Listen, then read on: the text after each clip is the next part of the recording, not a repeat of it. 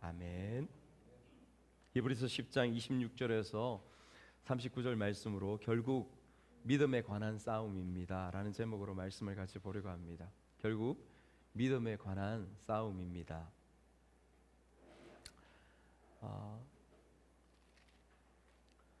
오늘 본문 말씀을 계속해서 반복해서 읽고 또 읽고 하면서 드는 생각은 마치 이 본문 말씀이 지금 읽었던 이 말씀이 큰 싸움, 큰 전쟁을 코앞에 앞두고 눈앞에 앞두고 그 싸움을 위하여서 대장이 그 장병들에게 경고도 하고 격려도 하고 하는 그러한 말씀으로 그렇게 느껴졌습니다. 여러분, 우리가 잘 아는 이순신 장군에 관한 영화들이 우리 가운데 있지 않았습니까? 명량, 또 한산, 또 노량, 해전들의 이름이죠. 세 번의 유명한 영화들을 여러분들도 보시고 또 가슴 뜨겁게 그것을 보셨을 거라고 생각되는데,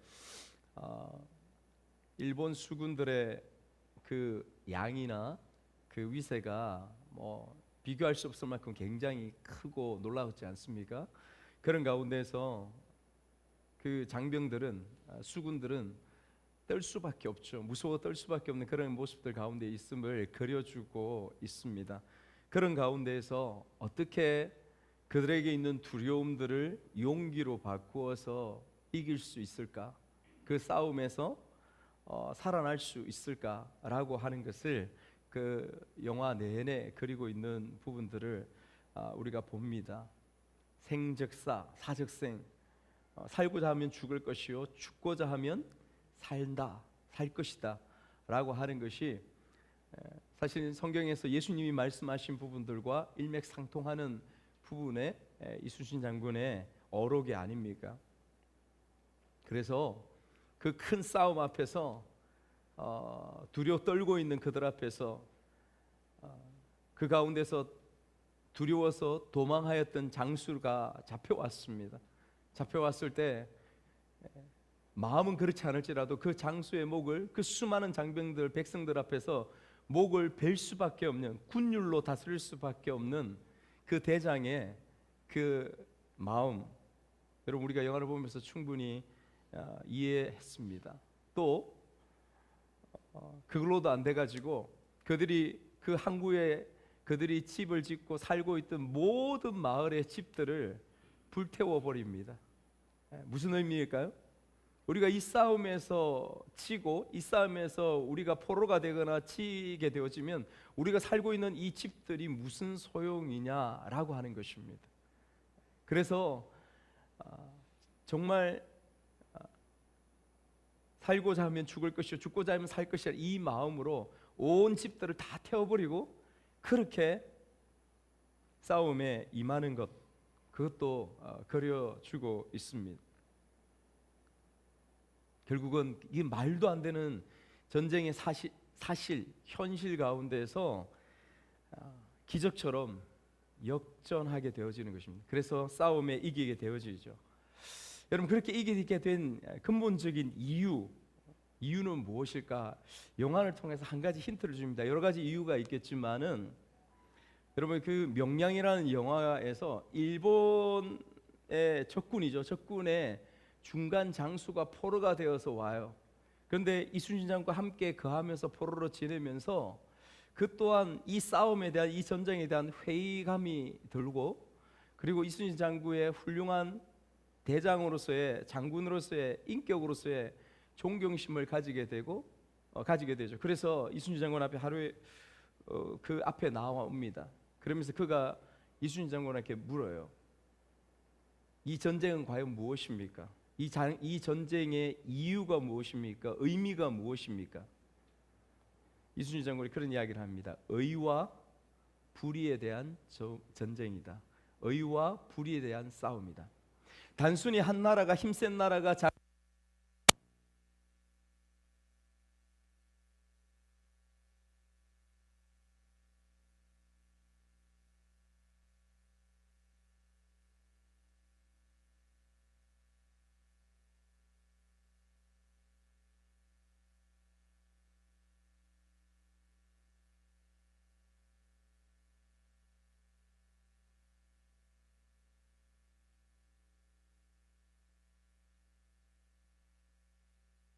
싸워야 하는 것입니다. 그러므로 이순신 장군이 싸운 그 명량이라는 이 싸움에 반드시 이기고 승리해야 되는 이유가 반드시 그곳에 있는 것이죠. 단순히 우리를 쳐들어온 적들을 싸우려고 하는 이기기 위한 것이 아니라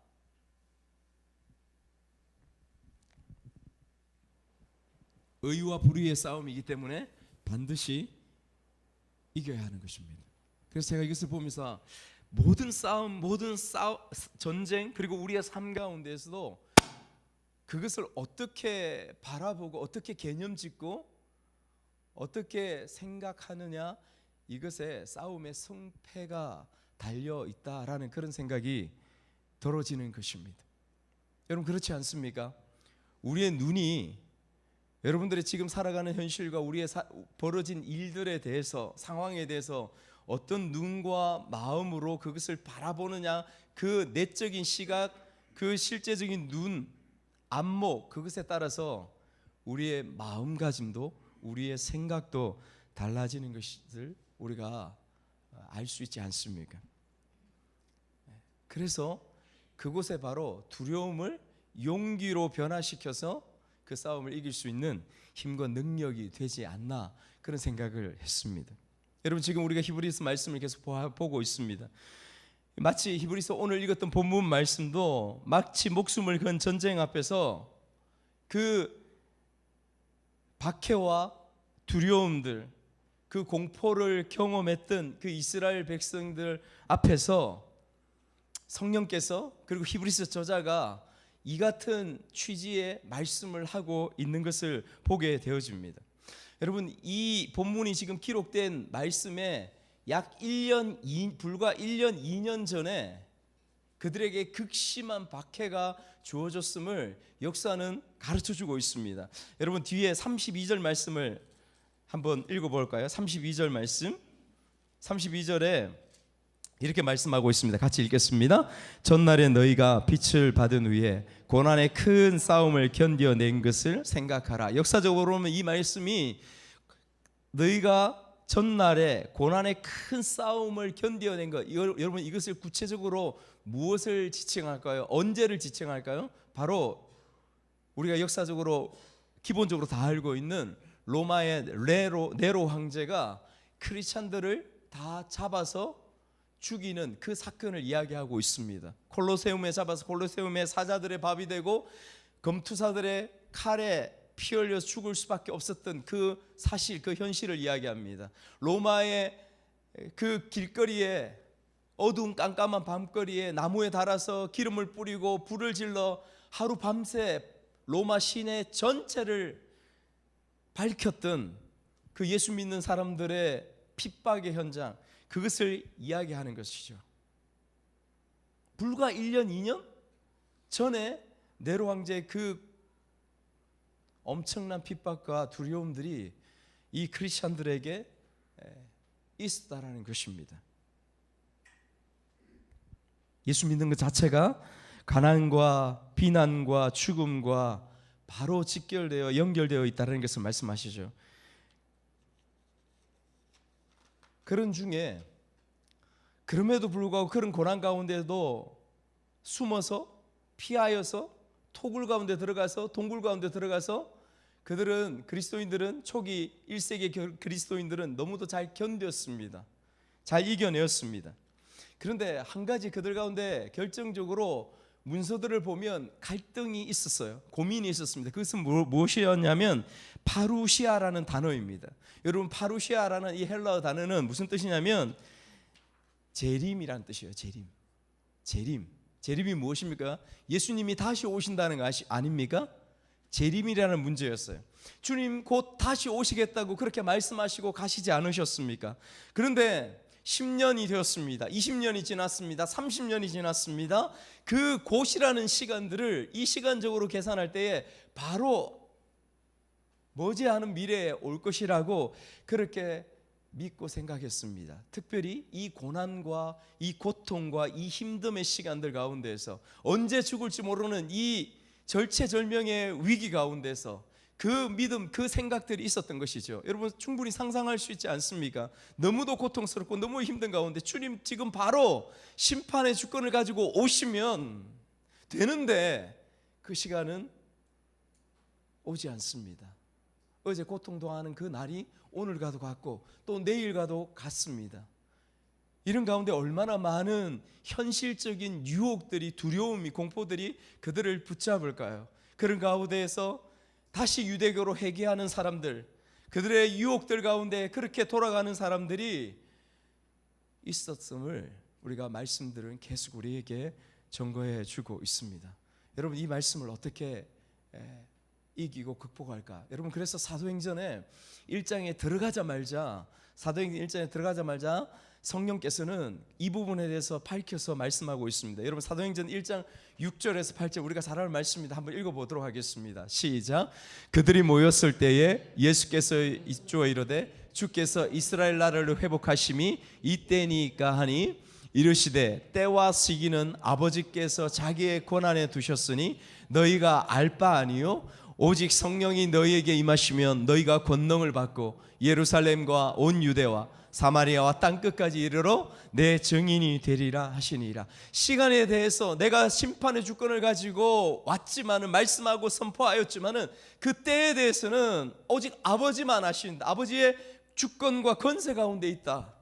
너희들이 우리가 이 땅 가운데 해야 될 것은 오직 성령이 임하시고 너희들에게 주었던 그 말씀, 그 복음을 가지고 땅 끝까지 예루살렘과 유대를 지나 사마리아를 지나 땅 끝까지 복음을 전하는 그 사명, 그 일들 가운데에 살아가야 할 것이 아니냐라고 정확한 개념을 지어서 우리에게 가르쳐주고 설명하고 있는 부분들을 우리가 보게 되어지는 것이죠. 그러므로 땅 끝까지, 이 지구상의 땅 끝까지 주의 복음이 전하여지고 나타나기 위하여서 우리는 지금도 주님 앞에 그 날을 기대하고 소망하면서 그렇게 나아가고 있는 삶을 2000년이 지난 지금까지도 그렇게 살아가고 있는 것이죠. 여러분 이렇게 개념지어서 정확하게 정의를 해주고 있습니다. 그 유혹들 가운데 일어서게 하기 위하여서, 그 유혹들에 빠지지 않기 위하여서. 또 한 가지, 이런 부분들이 다가왔을 때에 이스라엘 그 유대인 크리스천들에게 점점 모이기를 패하는 일들이 곳곳에서 일어나게 되었습니다. 우리가 지난 주 시간에 말씀 가운데서 보았던 것처럼 왜 모입니까, 여러분? 성도들이 왜 모일까요? 크리스천들이 왜 모일까요? 예배하기 위해서 모입니다. 예배하기 위해서, 하나님을 예배하고 경배하기 위하여, 하나님의 말씀을 듣기 위하여 모인 것이죠. 그래서 여러분 모이기를 패한다는 것은 예배를 패하는 것입니다. 그런 부분들이 초대교회 크리스천들 가운데 있었던 것이죠. 여러분 예배가 무너지면 우리의 모든 것들이 무너지게 되어집니다. 그러므로 여러분 오늘 이 주일에 예배를 하기 위하여, 예배를 드리기 위하여 이 자리에 나온 것 자체가 얼마나 중요하고 얼마나 본질적인지 모르는 것입니다. 정말 중요한 것이죠. 우리의 마음 가운데 예배에 대한 사모함이나 열정이 여러분 우리 가운데서 무너지게 되면 우리의 믿음도 우리의 삶도 무너지는 것 아니겠습니까? 그래서 어떤 사람들은 그런 이야기를 합니다. 주일마다 맨날 교회 가는 거, 예배하는 거, 그렇게 가는 거 너무 지겹지 않습니까? 너무 때로는 산도 가고 강도 가고 놀기도 하고 즐겁게 그렇게 해야 되는 거 아닙니까? 크리스천들은 대답하죠. 우리는 하나님 앞에 예배하고 하나님을 찬양하고 예배하는 것이 우리의 즐거움입니다. 우리의 기쁨입니다. 우리의 힘입니다. 우리의 능력입니다. 아멘? 우리 그렇게 고백하죠.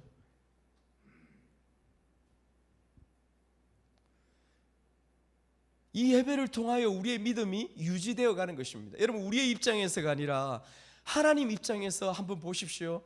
우리가 드리는 이 주일의 이 예배가 오히려 우리를 지탱하고 우리를 살리는 도구와 통로가 되어지는 것을 우리는 알아야 됩니다. 이 예배가 이 주일이 우리를 지키는 것입니다. 우리를 보호하는 것이죠. 여러분, 그것을 알아야 됩니다. 또 어떤 이들은 이 경고의 말씀 26절부터 이야기하는 이 경고의 말씀 가운데 오늘 우리에게 주어진 이 말씀을 적용해 보면 어떤 신학자들 가운데는 성경에 말씀한 그 지옥은 없다, 곧 심판은 없다, 이런 이야기까지 하는 신학자들이 있습니다. 자유주의 신학자입니다. 성경에서 수없이 등장하는 하나님의 심판, 그것은 무엇을 의미하냐면 그냥 바르게 살아가라고, 믿음으로 스스로 견책하며 격려하며 살아가려고 하는 경고의 말씀이지, 실제로 지옥이 우리 가운데 있는 것은 아니다 라고 이야기하는 신학자들이 있습니다. 여러분, 이것이 맞습니까? 여러분, 정확하게 틀립니다. 정확하게 틀립니다. 지옥은 있습니다. 심판은 있습니다. 수도 없이 성경에서 하나님께서, 예수님께서, 그리고 사도들을 통하여 우리에게 말씀하신 그 마지막 때의 심판과 지옥과 천국은 반드시 우리에게 주어져 있음을, 우리는 말씀을 통하여 그것을 믿고 그렇게 나아가야 하는 것입니다.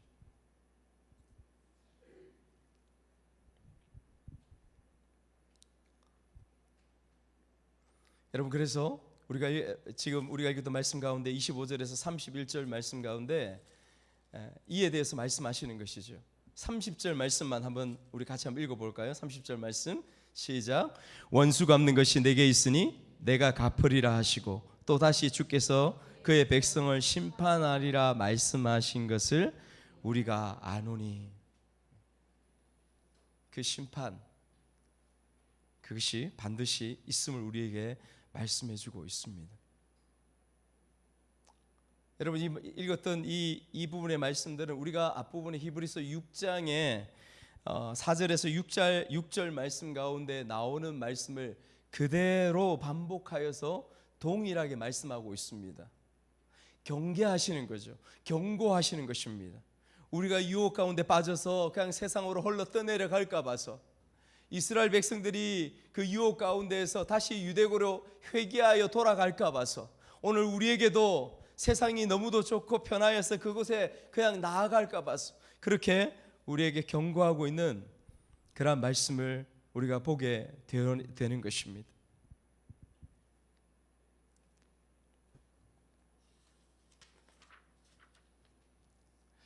32절의 말씀으로 한번 넘어가 보겠습니다. 우리 32절의 말씀, 성경 말씀 한번 보시면서 32절을 같이 한번 읽겠습니다. 시작. 전날에 너희가 빛을 받은 후에 고난의 큰 싸움을 견디어낸 것을 생각하라, 그렇게 말씀하고 있습니다. 빛을 받았다는 것은 무엇입니까? 성령을 통하여 예수 그리스도의 말씀이, 성령님께서 내 속에 들어와 계신다라고 하는 것입니다. 내가 주님을 영접했다라는 것이죠. 주님께서 내 안에 오셨다라는 것입니다.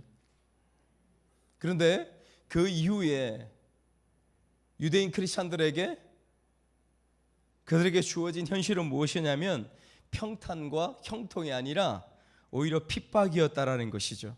고난의 큰 싸움, 그 네로 황제의 핍박들이 실제로 그들의 역사와 그들의 현실 가운데에 있었습니다. 아우성이었죠.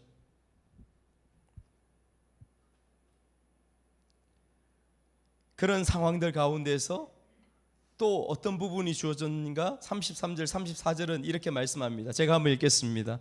혹은 비방과 환난으로서 사람에게 구경거리가 되고, 혹은 이런 형편에 있는 자들과 사귀는 자가 되었으니, 그렇게 말씀하고 있습니다. 비방과 환난으로서 사람들에게 구경거리가 되었습니다. 그 잡혀서 끌려가고 수많은 사람들 앞에서, 공중 앞에서 매를 맞고 돌을 맞고 콜로세움 경기장 앞에서 손가락질과 비방거리와 죽어가는 모습을 보면서 박수치고 웃고 기뻐하는 그 모습들을 우리가 영화를 통해서 얼마든지 그것을 그리고 상상할 수 있습니다. 그 실제를 우리의 머릿속에 그릴 수 있다는 것이죠. 그러한 그리스도인들이 1세기 때 그 현실 가운데, 지금의 말씀 가운데 있었습니다. 무섭죠. 정말 두렵습니다. 근데 여기에 말씀하시는 부분들 보십시오. 여러분, 구경거리가 되었다고 해요. 구경거리는 무슨 말입니까? 놀림거리가 되었다는 것이죠. 부정적인 그러한 말입니다.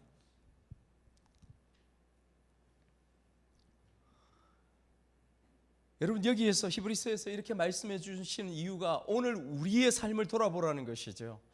우리의 모습들도 이 세상 가운데서 그런 그리스도인의 실제의 모습, 본질적인 모습들 가운데 있는 것이 크리스찬의 모습이라고 말씀하는 것입니다. 바벨론과 같은, 바벨론으로 모든 세계가 뒤덮여 있습니다.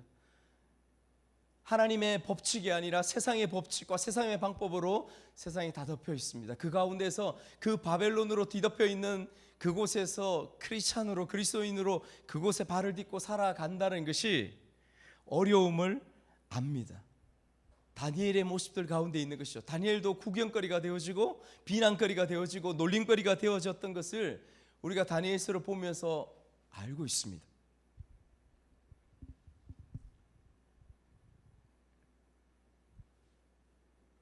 여러분, 지금 이 현실 가운데서 크리스찬은, 그리스도인들은 많은 구경거리와 놀림거리가 되고 있지 않습니까? 저도 그렇습니다. 목사들이 모여서 그런 얘기들 많이 해요. 세상에서 우리 목사들을 요즘 어떻게 이야기하는가? 종교 사기꾼이라는 그런 말들을 많이 한답니다. 종교 사기꾼. 여러분들 같은 성도들을 잘 꼬드겨서 불러내어서 가스라이팅해서 여러분들이 가지고 있는 것들을 빼앗고, 여러분들의 마음을 빼앗고, 생각을 빼앗고, 가지고 있는 물질들까지 빼앗고, 그렇게 비난하는 것이 악한 사람들의 모습들이 아닙니다. 그냥 세상 사람들이 그렇게 바라보고 그렇게 얘기하고 그런 생각들을 가지고 있다라는 것이죠.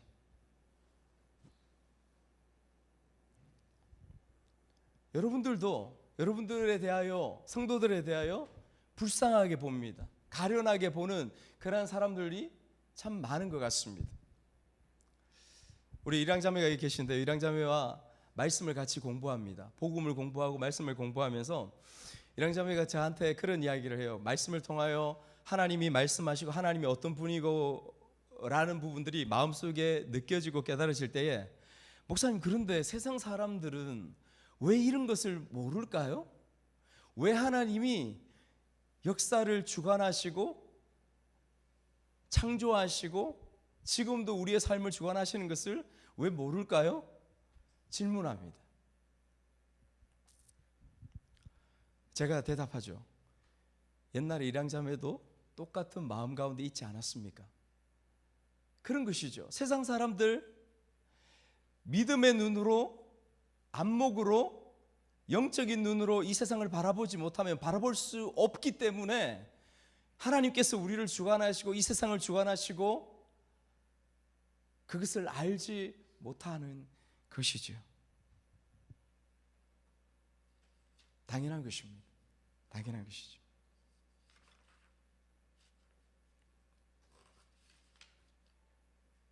그래서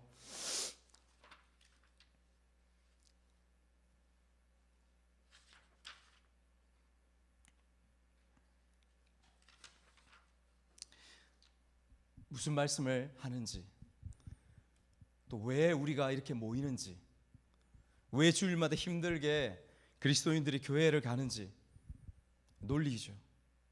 종교에 빠져서 그렇다고, 불쌍하다고.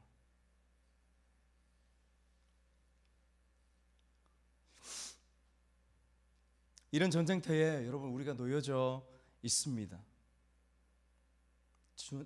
싸움터죠. 죽고 사는 전쟁터입니다. 그래서 여러분, 그런 생각을, 제가 이 말씀을 보면서 그런 생각이 들어집니다. 이러한 일주일 동안, 일 한 주 동안 여러분들이 겪는 그러한 놀림거리, 그러한 비난들, 내가 바깥에서 말하지 않으면 사람들은 그렇게 비난하지 않을 것입니다. 모르기 때문에. 그러나 내 입술로, 내 삶으로 그것을 드러낼 때에 내가 크리스찬임을, 내가 그리스도인임을 이야기하고 그것을 표현할 때에 내 가족은, 내 친구들은, 세상 사람들은 그것에 대해서 손가락질 할 것입니다.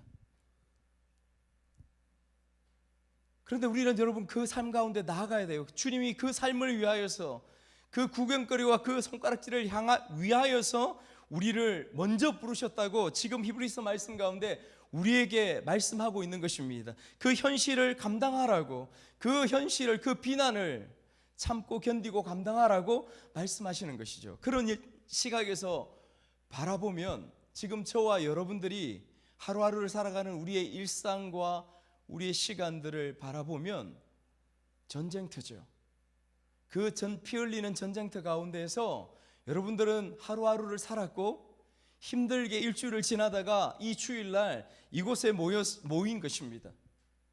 마치 전쟁에서 죽지 않고 살아서 돌아온 그 전우들이 서로 기뻐서, 서로 감격하여서 눈물 흘리고 서로 부둥켜 안고 얼싸안고 좋아하고 기뻐하고 서로 격려하고 하는 것처럼, 그러한 모습들이 지금 우리의 교회, 우리의 예배, 우리의 주일 가운데서, 우리의 교제 가운데서 그것이 이루어져야 한다는 것입니다. 지난주에도 히브리서 기자는 그것을 말씀하고 있습니다.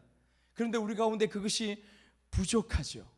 여러분, 우리 아이들을 한번 생각해 보십시오. 우리 다음 세대들 또 한번 생각해 보십시오. 우리 다음 세대들 학교 가운데에서 초등학생이건 청소년들이건 구조적으로, 교육적으로 만들어져 있는, 자유하지 못하고 공부에 매달려야 하고 스트레스 받아야 되고 힘들어야 되고 성경과는, 진리와는 다른 그러한 가르침과 교육들이 여러분 우리 모두가 당연하게 여기고 상식적으로 여기는 학교 교육들 가운데에 주어집니다. 우리 아이들이 한 번씩 묻죠. 왜 성경의 가르침과 학교에서의 가르침은 왜 다릅니까? 왜 다르죠? 무엇을 믿고 무엇을 따르며 나아가야 되죠? 비근한 예로 창조론, 진화론부터 시작되는 것 우리가 잘 알고 있지 않습니까? 그런 가운데 스트레스를 받습니다. 교회 다닌다고 친구들한테 놀림도 당합니다. 구경거리가 되어집니다. 여러분, 그런 현실들이 우리 가운데 있습니다. 피할 수가 없습니다. 이 세상 가운데서는. 그런 아이들의 현실들 가운데서 우리가 주일날 교회에 오면 여러분 그냥 왔어? 잘 지냈어?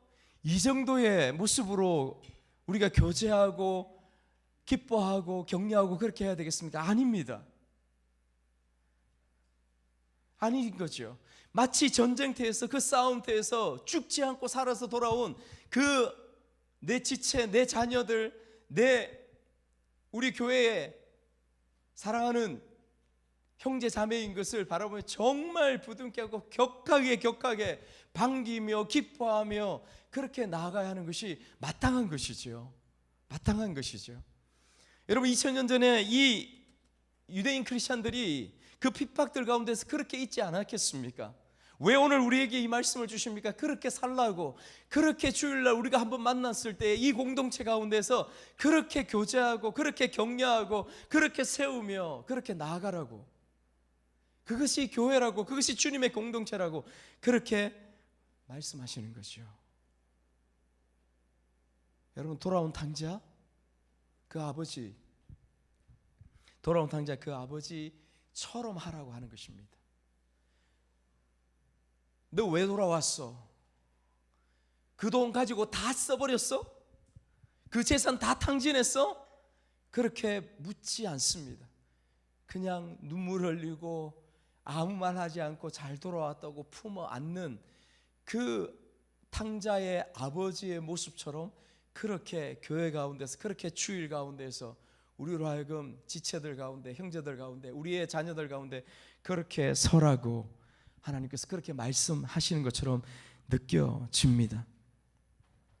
34절 말씀, 너희가 갇힌 자를 동정하고 너희 소유를 빼앗기는 것도 기쁘게 당한 것은 더 낫고 영구한 소유가 있는 줄 알미라. 손해보는 장사 아니죠. 우리가 믿음을 가지고 하나님 앞에 손가락질 당하고 놀림을 당하는 그러한 현실들 가운데에서도 분명한 믿음의 개념을 가지고 싸우며 이 전쟁터와도 같은 곳을 살아서 나아가는 것, 손해보는 장사가 아닙니다. 왜입니까? 영구한 소유가, 더 낫고 영구한 소유가 우리 가운데 있음을 알기 때문에 그렇습니다. 아멘? 아멘? 그것을 믿기 때문에, 그것을 알기 때문에 구경거리 가운데서도 우리가 나아가는 것입니다. 여러분, 이것이 우리가 믿는 믿음의 중요한 본질 아닙니까? 이제 말씀은 마지막 말씀 가운데에서 중요한 부분들을 우리에게 가르쳐주고 있습니다. 마지막 승리를 위해 믿음으로 인내하라, 믿음으로 살라 하시죠. 여러분, 34절 말씀은 더 낫고 영구한 소유, 그것이 무엇입니까? 영원한 생명, 영생입니다. 35절 말씀에 큰 상을 받는다, 이 또한 영원한 생명을 말씀하고 있습니다. 약속하신 것 역시, 약속하신 것을 우리가 받는다, 우리에게 주신다 말씀하시죠. 그건 역시 무엇입니까? 죽지 않고 영원히 사는 영생을 말씀하고 있는 것입니다. 왜 이것을 세 번이나 반복해서 계속해서 말씀하고 있습니까? 다른 말들로 계속해서 우리에게 강조하고 있습니까? 그 영원한 생명이, 죽지 않고 사는 영원한 생명이 너희들 그리스도인들에게, 핍박당하고 유혹당하고 있는 너희들 크리스찬들에게 있다라는 것을 하나님께서 강조해서 우리에게 말씀하고 있는 것입니다. 할렐루야.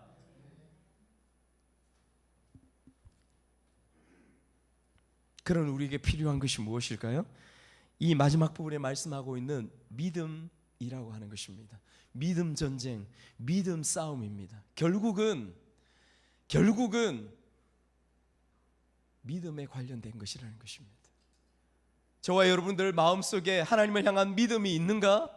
여러분, 그 믿음이 처음 한번 예수님이 말씀이 우리 가운데 들어오고, 말씀을, 하나님의 진리의 말씀을 아는 지식이 우리 가운데 들어와서 내가 믿습니다, 사실인 것 같습니다 라고 하는 그 가운데 멈추는 그 믿음을 이야기하는 것이 아닙니다. 여기서 말씀하는 하나님을 믿는 믿음이라는 것은 내가 살아계신 하나님을 믿고, 말씀 가운데에 역사하시는 그 하나님이 살아계신 하나님을 믿고, 지금 현재의 고난과 유혹과 힘든 가운데 있는 삶이라 할지라도 하나님, 지금 내가 알지 못하는, 비록 깨닫지 못하는 그 가운데서도 나와 함께하고 계신다, 역사하고 계신다, 결국은 이끄셔서 영원한 생명, 영생을 나에게 허락하시는 그 하나님이심을 믿는 그것이 참된 믿음임을 우리에게 가르쳐주고 있는 것입니다.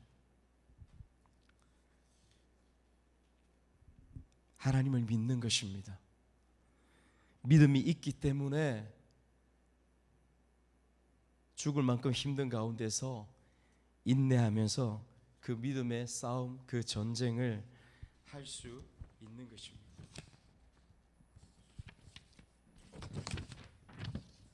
의와 불의의 싸움에서 이길 수 있는, 엄습해 들어오는 그 숱한 두려움들을 용기로 바꿀 수 있는, 그것은 결국 믿음에 관련된 것입니다. 믿음에 관련된 것이죠. 여러분, 그 명량이라는 해전 가운데서 결국은 이순신 장군이 행하였던 그 두려움을 용기로 바꿀 수 있는, 바꾸게 하였던 그 실체가 무엇이었습니까? 여러분, 그것은 대장인 이순신 장군 그가 앞서 나아가서 싸움으로, 물러서지 않고 그 싸움으로, 그 이순신 장군의 마음속에 결코 상황과 현실은 그렇게 되지 않더라도 그 장군, 그 대장의 마음속에 있는, 반드시 이 싸움은, 이 의와 불의에 대한 싸움은 승리해야만 하고 승리할 수 있다라는 그 믿음, 그 확신, 그것을 그가 먼저 나아가서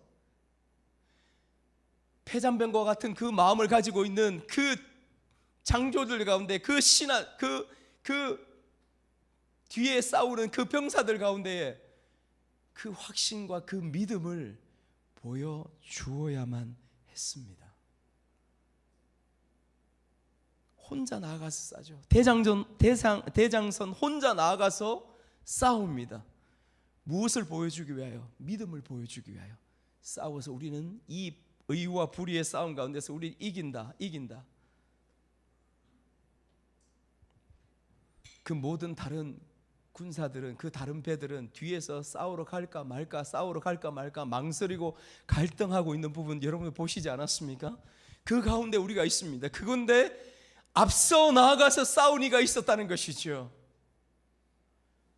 믿음과 확신 가운데 앞서 나아가서 싸운 이가 있었습니다. 그가 누구입니까? 바로 이 말씀 가운데 그 믿음의 싸움을 온전히 싸운 이를 우리에게 가르쳐 주고 있습니다. 여러분 38절을 마지막으로 한번 읽어볼까요? 38절 말씀 시작. 나의 의인은 믿음으로 말미암아 살리라. 또한 뒤로 물러가면 내 마음이 그를 기뻐하지 아니라 하셨느니라. 나의 의인은 믿음으로 말미암아 살리라. 하박국서에 기록되어 있는 말씀, 하나님의 그 본심을 가르쳐주고 있는 것이죠. 여러분, 그런데 이 말씀이 신약시대에 와서 정확하게 그대로 응답되고 성취된 그 사건이 무엇입니까? 바로 예수 그리스도께서 하나님을 믿는 그 믿음 가운데에 온전히 우리의 앞서 믿음의 그 죽음, 믿음의 그 십자가의 길을 가신 것을 정확하게 지칭하고 있다는 것을 우리가 깨닫고 알아야 하는 것입니다. 우리를 권면하는 말씀 맞습니다. 그러나 이 믿음의, 이 나의 의인은 믿음으로 말미암아 살리라는 이 외침과 이 선포는 정확하게 예수 그리스도께서 그 십자가의 길을, 그 하나님 앞에서의 순종의 길을 가셨다는 것을 보여주고 있습니다. 마치 이순신 장군이 그 죽음의 길, 그 믿음의 길을 앞서 감으로 인하여서 그 모든 뒤에 따른 이들이 용기를 내고 죽음의 그 문턱을 넘어 싸움의 길로 나아갔던 것을 보여준 것과 같이 똑같은 것이지요. 그러므로 그 예수님의 싸워서 나아가신 그 모습을 보며 뒤에 있는 우리도 그 싸움에 우리의 목숨을 걸고 우리의 생명을 걸고 비로소 나아갈 수 있게 되는 것입니다. 사랑하는 여러분, 우리가 아까 노래했습니다. 어떠한 시련이 와도 수많은 유혹 속에도 신실하신 주님 그 약속 나 붙들리라. 세상이 이해 못하고 우리를 조롱하여도 신실하신 주님 약속만 붙들리라. 결코 돌아서지 않겠습니다. 이 고백들이 이 믿음의 싸움의 인생 가운데서 저와 여러분들의 고백이 되기를 주의 이름으로 축복합니다. 아멘.